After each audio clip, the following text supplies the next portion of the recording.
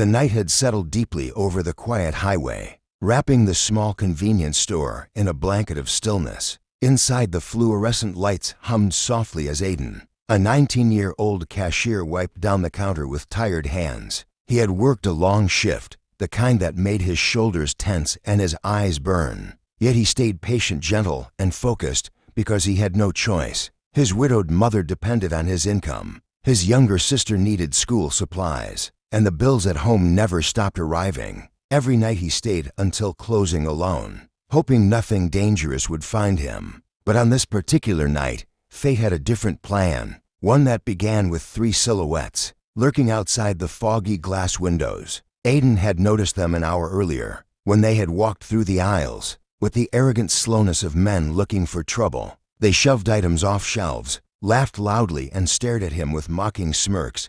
Even after they left, Aiden felt their presence lingering like a stain on the air. As closing time approached, he stepped outside to pull down the metal shutter, hoping desperately that the men would not return. But the moment he tugged at the chain, he heard footsteps, heavy, dragging, intentional. The 3 thugs approached him with cruel confidence, their shadows stretching across the dim parking lot like claws. Aiden froze. The shutter jammed halfway, leaving him stuck between the metal grill and the wall. His heart raced wildly as the men circled around him, mocking his job, his fear, and the weakness they believed they saw in him. One of them grabbed his backpack and tossed it across the pavement, while another shoved him against the wall, hard enough to rattle his bones. Aiden trembled uncontrollably, trying to steady his breath, wishing anyone would drive by or walk past. But the highway was empty. The store was isolated. He was alone, or so he thought. Inside the store, hidden beyond the tall shelves and dim aisles,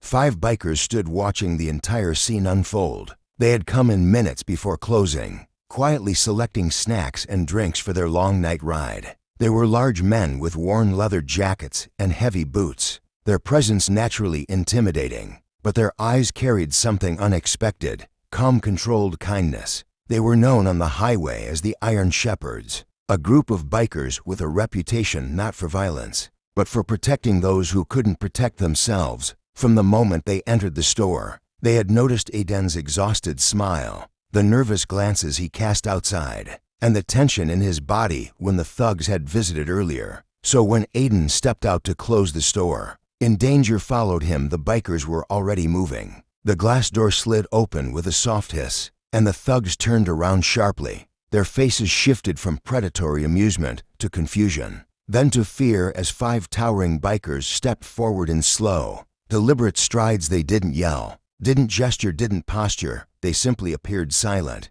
firm, unshakable. Their presence alone was enough to drain the color from the thugs' faces. For a moment the world stood still. The parking lot lights flickered. A cold wind ran between the bodies. Aiden felt his breath catch in his throat. The leader of the bikers took 1 step closer, his eyes steady and unreadable. The message was simple: leave now. The thugs who moments earlier acted like kings of the world suddenly looked like frightened animals. Their arrogance crumbled into panic. Without another word, they stumbled backward, scrambling toward their car. One of them tripped over Aiden's backpack, but didn't dare stop to pick it up. Seconds later, their engine roared loudly. Tires screeched, and they disappeared down the lonely highway. Swallowed by darkness, Aiden stood frozen, barely able to process what had happened. His legs trembled, not from fear now, but from relief, the kind so overwhelming. It made him feel weightless and weak at the same time. The bikers approached him slowly,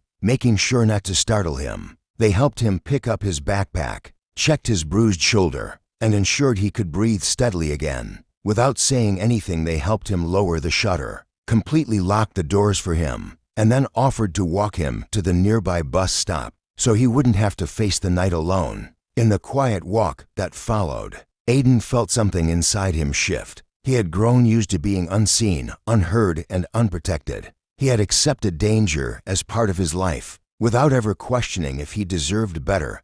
But these strangers, these bikers who looked intimidating but acted like gentle guardians, showed him that kindness still existed in the world, even in the most unexpected forms. At the bus stop, Aiden finally found the courage to look up at them. With gratitude shining in his eyes, they simply nodded, as if protecting him were the most natural thing in the world. then disappeared into the night on their roaring motorcycles, leaving behind the echo of safety and hope. When Aiden reached home, his mother noticed something different in him. There was still exhaustion in his face, but beneath it a quiet strength glowed, a strength born from the understanding that no one is truly alone, that there are still people in the world, willing to stand between darkness and the innocent. From that night onward, Aiden walked to work with his head a little higher, his heart a little braver, and his spirit no longer burdened by fear. Because sometimes heroes don't wear capes or badges. Sometimes heroes ride motorcycles and appear at the exact moment they're needed most.